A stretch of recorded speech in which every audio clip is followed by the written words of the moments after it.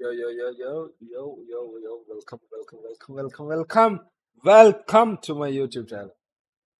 So, today we're reacting to Shelter 54. Um, Shelter 54, yeah. Shelter 54 is the scariest Godzilla has ever been. Been. Yeah, look at my wavy hair. It's like, motherfucker, I look good, I look good. Yeah, right? Right? Oh, so yeah, let's react to it. Uh, yeah, so I shall begin now.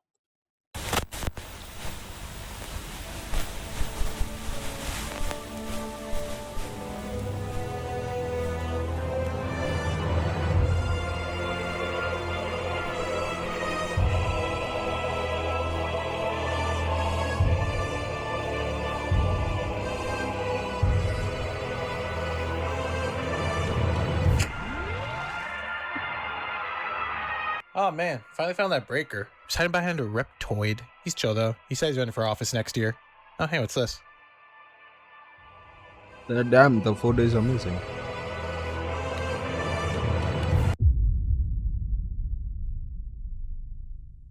Did you guys see that? Godzilla's a franchise that needs no introduction. Turn page, do an introduction anyways. A character, nay, a monster, that was born from the anxiety that Japanese society felt after the atomic bomb detonation in Hiroshima and Nagasaki. And the rest is history from there, as Godzilla spiraled into one of the most recognizable franchises of all time, spawning an entire genre of Japanese kaiju films and stories. Like, isn't it the most insane domino effect that Robert J. Oppenheimer developing the atomic bomb led to us having Godzilla wearing Jordans and hitting the gritty in Fortnite? Like, if old Oppie just decided to go off the grid and keep shagging it up with his manic pixie communist GF, we just wouldn't have that. What a sad timeline that would have been. But grittying on along, the original Godzilla was positioned as a horror film originally, but as time went on, that idea was sort of lost in the shuffle, as the movies turned into everything from a tragic disaster film about the trauma of war, to an alien race of Zealians invading the planet and the Earth Defense Force having to revive Godzilla in order to fight Gigan. So yeah, this franchise has some range, but what I've always wanted to see was see the series get back to its horror roots, and my wish was granted in fucking spades by this Godzilla found footage series by Utopia Films. And I don't want to spoil my thoughts right away, but it made me cream. The way it uses the existing Godzilla lore and kaijus and combines them in a way that not only creates some insane fight scenes, but also creates some of the most disturbing horror concepts I've seen in a while. It honestly makes me so excited for how it'll remix other aspects of the franchise. But I'm getting ahead of myself, let's just get right into it. And quick shout out to my channel members on screen now. And follow me on Instagram and Twitter to see me post art or updates. Damn, the food is amazing. The We open on a Gryphon. field report that gives us some context to the footage we're about to watch. A meteor crashed in Nevada, releasing a colony of bat-like organisms that eventually combined into a giant griffin-like entity. It made its way to New York, which seems to have provoked another predator to its location. A creature that was originally thought to be Godzilla, but was actually just some stupid fucking T-Rex from some shitty fucking movie in 1998. Honestly, just a historically bad year all around. American Godzilla came out, Bill Clinton was impeached, I was born. Hasn't been a worse year for America since, if you ask me. Ooh, we got some drone footage. Ooh, wait. Oh, that's really Whoa! Oh my god! Oh shit! Oh my god, fuck him up! I've never actually seen the 2000 Godzilla movie. I know that's what that design is from. I've never actually seen it. Is this really what happens in the movie? Oh my god. Oh! Damn. Oh, fucking skewered Godzilla! What the? Whoa! What the? The fuck was that? The fuck was that? Please. Bitch. Huh? It's a real Godzilla! Oh. Dude, that's so fucking cool! So fucking cool, yeah. Yeah. The incredible view here as Godzilla is pushing Oh my- creature Oh my god. This is insane! The, Oh! My god. oh my god. Oh, there's the... Is that... Oh wait, no, he's still alive! We have two Godzillas! Oh, They're about to... Wait, they're jumping in! They're jumping in! Oh my god! Someone got a jump cam logo on here. Holy shit! Oh my god! Are they gonna start fighting each other? Oh my god! They're actually like an actual Dragon Ball Z What beam the clash. No fucking way. Listen, I know New York has been razed to the ground and like the loss of life is absolutely incalculable. But goddamn, at least you got a sick ass fight scene out of it. Oh, look at them, they're bros. They're they're besties. Yeah, besties. Dude, that's so. Oh my god. What the fuck? Damn. That That is statue such looks a such cool a shot. cool. Yeah. Yeah, that's what I'm saying. Oh my god. Oh my god, my cock is throbbing right now. That was insane. Oh my god, can you fucking believe I almost didn't watch that? Oh my god, there's an alternate universe out there where I did not watch that video, and that is a sad, sad man. And listen, I know what you're thinking, and you're right. I fucking got you. This isn't horror at all. I tricked you into watching the sickest, most dope shit known to man. I essentially did the equivalent of your older brother showing you a live leak video, but instead of seeing a Chinese miner's head explode, he dodges the explosion and then starts Gangnam styling. Now, I don't want this whole video to just be me streaming my creaming, because frankly, I don't think the carpet can take it. But the quality of the short is just insane. Like, it's not just about the animation or the quality of CGI, because it's obviously not super high budget, but it's everything else that goes into it. Like, the direction is honestly really impressive, utilizing a combination of drone as well as civilian shots to capture the fight from various angles, and all to make sure that you never lose sight of the action. And I know you're all just waiting for me to get to the scary bits, but hold on. We have another episode. Fuck is happening? We shift gears to a recording of a Twilight Zone-esque television program going over all the various kaiju that live in this world. And I love this setup because if we lived in a world with giant reptoids, alien griffins, 50-foot tall monkeys, and Gigan, there would obviously be a TV show narrated by Rod Serling about it. They wouldn't even have to make shit up. Rod Serling could just point at something and be like, yo, check this shit out. The narrator goes on to give us a presentation of all currently known kaiju in this world, including their latest discovery, King Kong and Skull Island. Weird, wonderful. Stuff for which movies are made. Oh, look at him. He's so chill. My man is just leaning back. Like, tell me you couldn't see him with a fucking beer in his hand right there. Apparently in this universe, the King Kong film released in much the same way it did in real life, but I guess here it's a documentary, which again is so funny that the peak of entertainment in this world is essentially just Rod Serling being a reaction streamer. Lol. Well, Skull Island was too good to be true. We had to nuke it. We then once again shift gears to the man of the hour, Gojira. Apparently a nuclear detonation test in the Pacific Ocean caused a Godzilla corpse to wash ashore and cause another Goji to become agitated and begin a path of destruction straight towards Japan. And here we see the events of the original 1954 Gojira film playing out, and I'm honestly a little disappointed that the creators opted to use the 2014 Godzilla design rather than the goofy 1954 design. Like, I know it's for the sake of consistency, but I don't know. That's like if they went back into the original Star Wars trilogy and replaced the original Darth Vader actor with Hayden Christensen. Yo. Well, at least Max Rebo is still safe and sound. We then see the aftermath of Godzilla's rampage, and this is honestly where I feel like the series starts to dip its toes into horror, because some of the clips here are brutal. The burned and irradiated bodies, this one person seizing, surrounded by all this death and destruction, it all just brought me back down to earth real quick. Not wanting a tragedy like this to happen again, the government was quickly looking for theories and solutions for how to best mitigate Godzilla's rage. One theory was proposed that perhaps shutting down all city lights would prevent Godzilla from becoming agitated. A theory they were able to put to the test later that week. That theory would be put to the test as Godzilla returned later that week. Later that week? Godzilla didn't even give these poor bastards a full government business week to recoup before saying, man, that destruction was so good, I think I'll have it a second time. Luckily though, the dark Tokyo ambiance was very soothing to Godzilla, and he ended up just piecing out. This isn't enough for the UN though, as they try and think of a more permanent solution for their lizard problem. Enter the hydrogen bomb. Luring Godzilla into a remote sector of the Pacific Ocean, here, humanity makes its final stand. Just drop the bomb already. Why are you wasting bullets? This is taxpayer dollars you're using. He's using your warship as a bat. 3, 2, 1.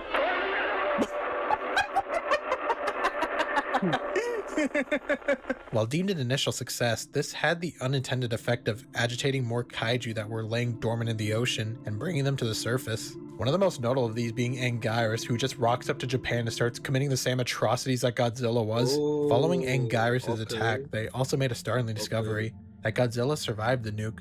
So what else could you do but let these two duke it out like men? Yo, oh my god, we got more monster fighting, yes! Yeah, we got more monsters. Oh, fuck him up! What? Fuck. Oh, his turtle shell's too strong! Oh, fuck, bitch slapped him! Okay, super counter, got it. Let's give him a little piggyback ride. Ooh! Fuck!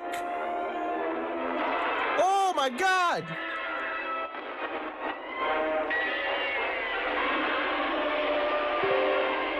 God damn! No mercy! Wait.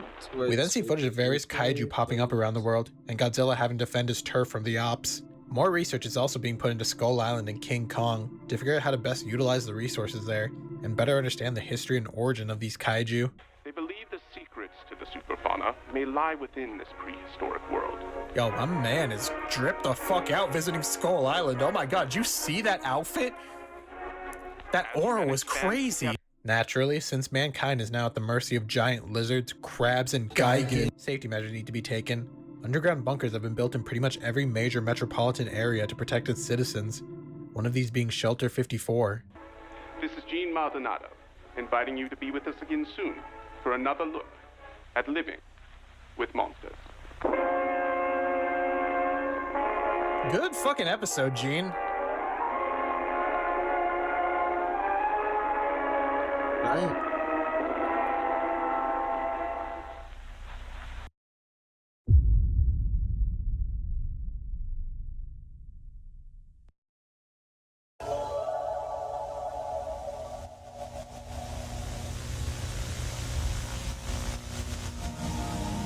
June 14th, 1989.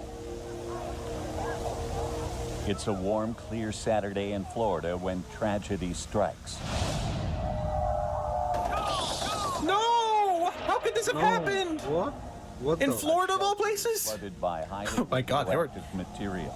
Oh my Over the course of a year, poor management and negligence leads to thousands of deaths and the creation of a monster unlike anything our world has known.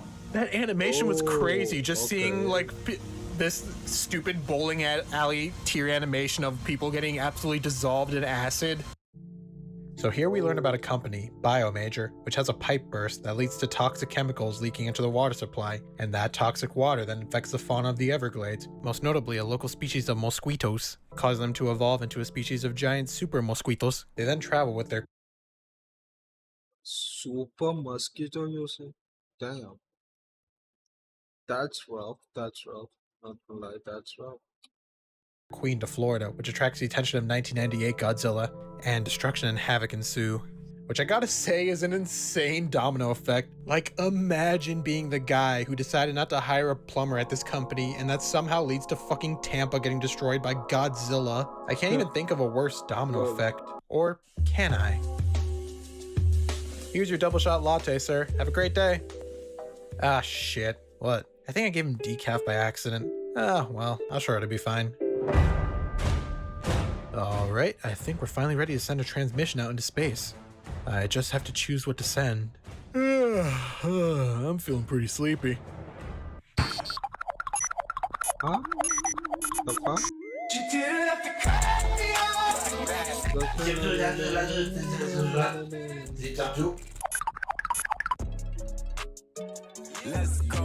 Let's go.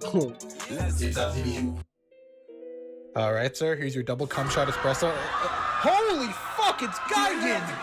What the? Moving on. We then see the battle between Fake Zilla and the Mosquito Queen. And just like me after I drank too many sodas and had to go to the hospital, it's sick as hell. Whoa! Yeah! Oh, he's got. Oh no, the Queen's on him! It's sucking his brain!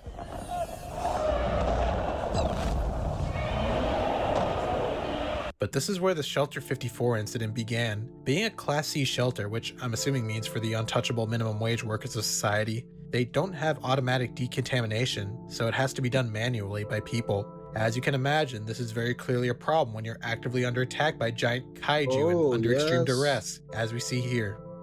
Civilians were taking cover in Shelter 54 when Subject 16 landed a fatal blow on the large female Scedera. Yo! Whoa! I've never actually seen the 2000 Godzilla movie. I know that's what that design is from. I've never actually seen it. Is this really what happens in the movie? Oh my god. Oh! Oh, fucking skewered Godzilla! Yeah. Whoa! The fuck was that? She got lasers. It's a real Godzilla! Civilians were taking cover in Shelter 54 when Subject 16 landed a fatal blow on the large female Scedera. What the? Damn. Yo! Oh, Alright, the Queen's dead. We did it, boys, we did it. We saved the world. Anthony Harris and Stephen Kessler were the UNGCC operators of Shelter 54 at the time of the incident. After Scedera was crushed, her internal organs and collected blood rushed down into Shelter 54. Oh, brother. The entrance was flooded with over 200,000 gallons of radioactive fluid. Oh my god! Damn. Oh my... Stephen ran from the main room to investigate the noise when he was drowned. No, He Steven! never secured the main door. Oh, fuck. Oh, man, they all just got melted. The following phone That's tragic, not gonna lie, that's tragic. I mean, what the fuck? What the hell? What the LeBron James? call is the last known communication from Shelter 54. Oh boy, here we go. Hello? Hey, hello. Are you all right? Yeah. Did you guys make it to the Yeah, shelter? we're all here. Kids, What'd you Dave, say? I focus I on. can't believe what I'm seeing. Hello, David? Hello. Can you hear me? It's so loud in here, David.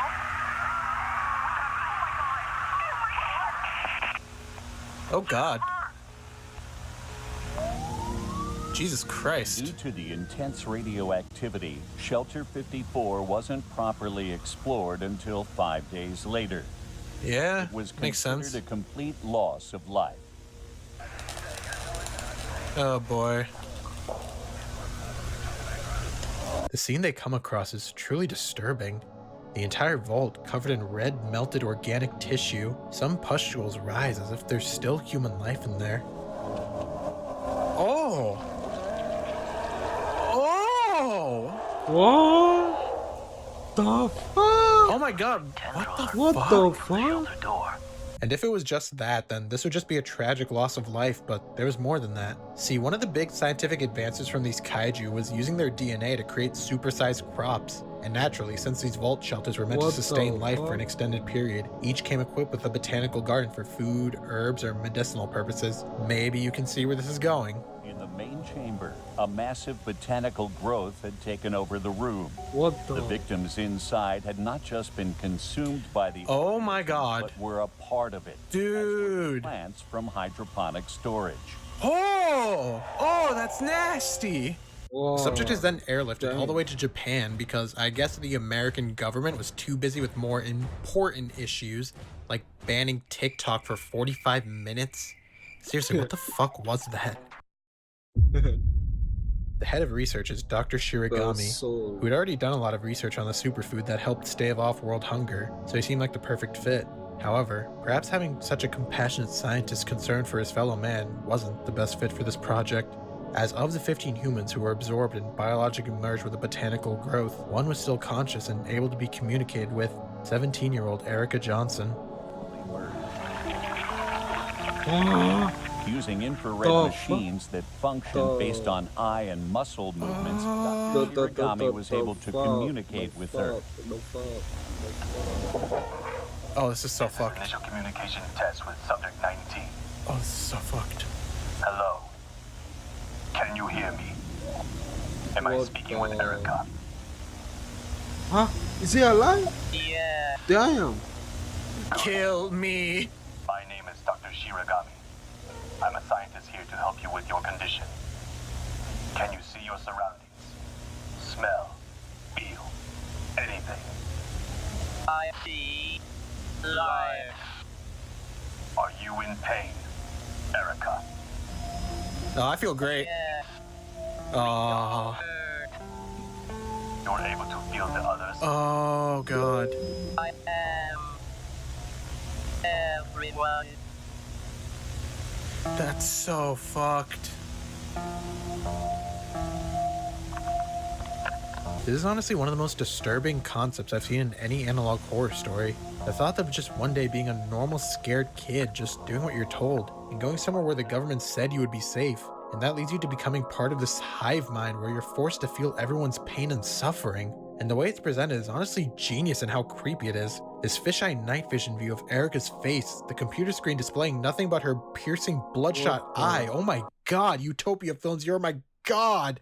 From Shiragami's audio logs, we can tell he feels deeply conflicted about this whole thing. On one hand, these victims are suffering, and it would obviously be the ethical thing to just end it, but he also has the option to infuse the subject with Godzilla cells in order to further their mutation and potentially restore biodiversity to areas of the world that were ravaged by smog from previous kaiju attacks. Naturally, being a scientist in a horror movie, he takes the latter route. The subject grows beyond expectations, taking the form of a massive rosebud, and here, Shiragami communicates with Erica one last time. Erica, are you there? Yes. I've noticed you've begun responding less and less. Is something wrong? Something bad inside. Leave. Won't leave. I'm sorry, Erica. Unfortunately, you must remain under observation a little longer. Oh. Oh, God.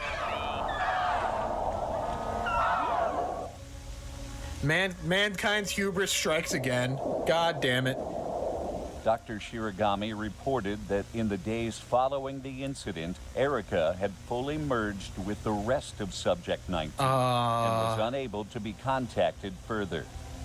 Following his final communication and Erica's absorption, the- Shiragami seems to get cold feet about this whole thing, realizing the suffering that he's been putting Erica and the other trapped humans through, as well as the potential danger this bioweapon presents. On the night of November 29th, Dr. Shiragami tampered with the container controls to electrocute Subject 19. Whoa. I feel like it's just gonna make them stronger. It's just gonna make it stronger, I feel like.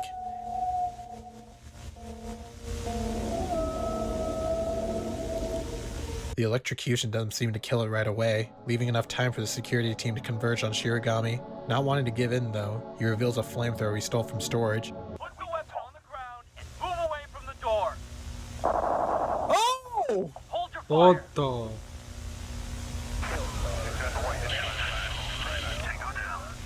Mr. President, subject has been eliminated. Alien is secured. Oh no. No, Mr. President, no!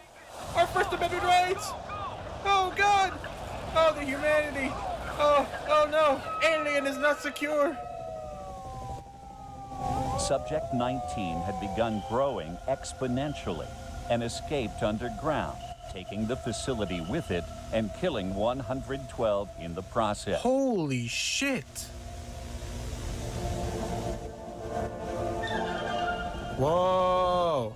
So here we see Biolante's full form, and once again, the CGI work in editing and writing being done by Utopia Films is just incredible. Like, I would have never thought the creepy detail of Erica only being able to communicate via eye movements would pay off with her eye being the most prominent feature on Biolante. Naturally, the Japanese government isn't a fan of this massive mutated rose stinking up their skyline, so they order its immediate destruction.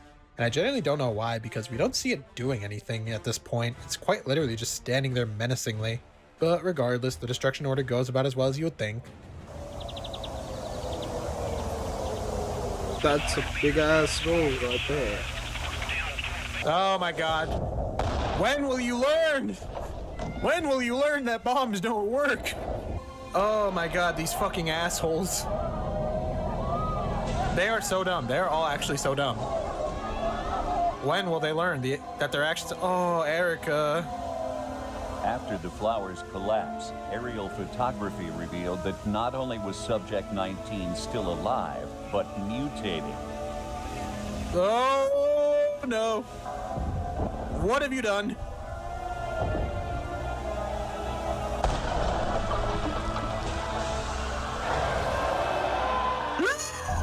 Wait.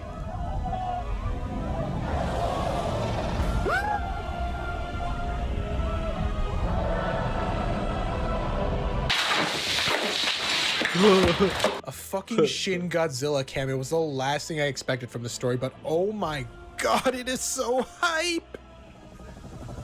Oh my god! You know, this is Erica's revenge, frankly. She deserves this. Woo! What the fuck is that? They got that Palpatine force lightning. Didn't electricity cause this in the first place? I don't think this is helping your cause.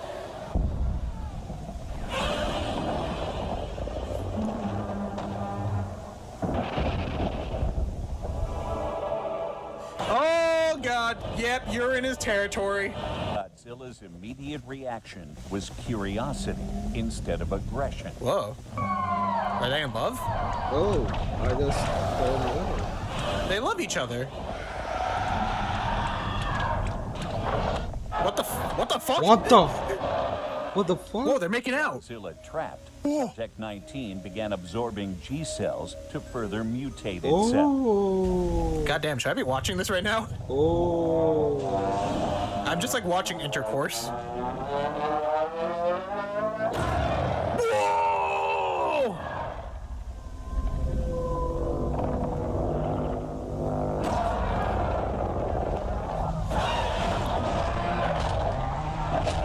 Oh my god. Going to... No lasers, no nothing. Just going to the straight fucking hands. Hit him with the 3-piece combo. Holy shit. Oh! Oh. Okay. See that? Oh my god, no. She's not even dead though. It's just gonna grow back, isn't it? Because she's a plant. Yeah, she can just regrow her head. There's no stopping her. Oh shit! Oh my god! That was like a SpongeBob explosion. Is he just gonna start spamming? No. Godzilla, no, you got... He did double tap, but you got a triple tap here. She's not dead. Units organized in the Aokigahara forest to reroute Godzilla back to the ocean.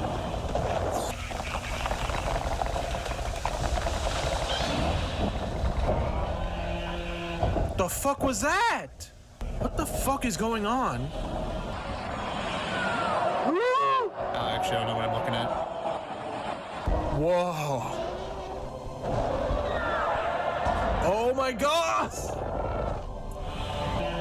Oh god, she's gonna kill Goji. Oh my god! What Oh my god!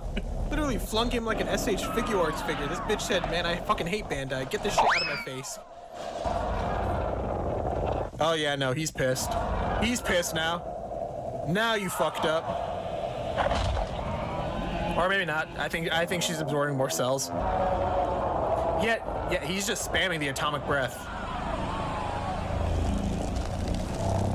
Oh no, he's just charging her. No. Oh fuck. Oh my god! She just fired a spirit bomb at him. Oh, he's not looking good. Oh god, it's over for him. Oh god, he's so cooked.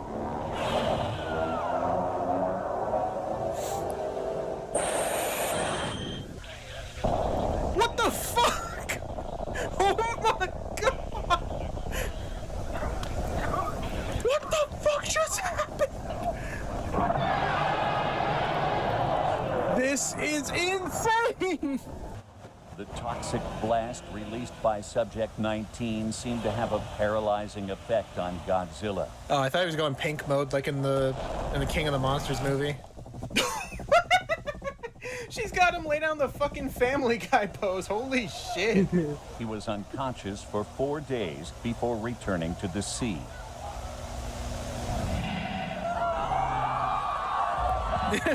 Are people just out there trying to get photo ops with him? Active after this event for 3 months. I mean, yeah. In the end, he just got thousands absolutely died manhandled. or had transformed. Man got his ass beat. It was like, fuck, bro, I'm not posting that shit. Subject 19, now officially named Biollante, has taken control over parts of the Okanagan forest. Oh, that's so fucking cool. Generally peaceful now, Biollante's presence has attracted several other superfauna that sometimes become aggressive when she's threatened.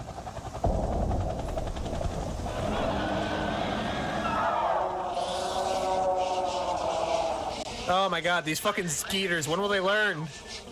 Oh my god. Due to this incident, What are they even doing there? T cells has been made illegal in all experimental I thought it was already illegal. Additionally, most sea level shelters have been updated appropriately for automatic decontamination Well, I'm protocol. glad we got there in the end, and it only took millions of lives lost. What can we learn from this incident? What can we learn? Simple mistakes can have deadly consequences. Yeah. Whether you're operating Yeah. a shelter during a crisis or notice a Simple colleague not doing well, consequences. always refer to the safety protocol provided by the UNGCC and speak with a supervisor. The victims of Shelter 54 Oh, Eric. on in Biollante. Oh, Never Erica. able to live, never able to die. Forever a dark reminder of our mistakes. That is a crazy conclusion. Literally just like, listen, man, we leave a light switch on, Biollante's coming for all of us. Event analysis. Threat level 3. How many levels are there? Total damage 56 billion. Casualties 215k. Oh my god. Dude. This series is the fucking best thing Yeah. I have ever seen. I need to let the credits me roll. too. No, I need everyone to get their credit here because oh my god, this is the fucking greatest found footage film that I have ever seen on this stupid website. I don't know. It veers into horror and specifically in this episode, it like veers into horror for like bits and pieces, but I don't know. Like even besides that, it is crazy. It is crazy the production value that's gone into this. Like it makes me feel like I'm watching an anime. In the end, Shiragami's wish and efforts weren't in vain, as Biollante ended up doing exactly what he intended, becoming a creature that could restore biodiversity to a ravaged area. She even kind of acts as a kaiju defense force, with how she was able to make Goji bite the curb. It only cost 215,000 lives, which in this world is probably a good day. And that was Shelter 54, and oh my god, please Yeah, go that watch was the original Utopia Films channel right now, because I stand by my opinion that this is one of the best found footage films I've ever seen on YouTube.com. It honestly makes me so excited for what monsters he'll bring into the fold in the future. Like, I know Biollante already had a somewhat horror-based origin, but I would love to see this aspect dip into other monsters' origin stories. Like, imagine an alien horror movie about Ghidorah in the vein of Jordan Peele's Nope, or a body horror plot for Destroyer. The possibilities are honestly endless. And speaking of endless possibilities, I gotta start getting ready for my new roommate that's moving in. It's a Secret Santa gift. I got the other person Beans. He should be here any minute.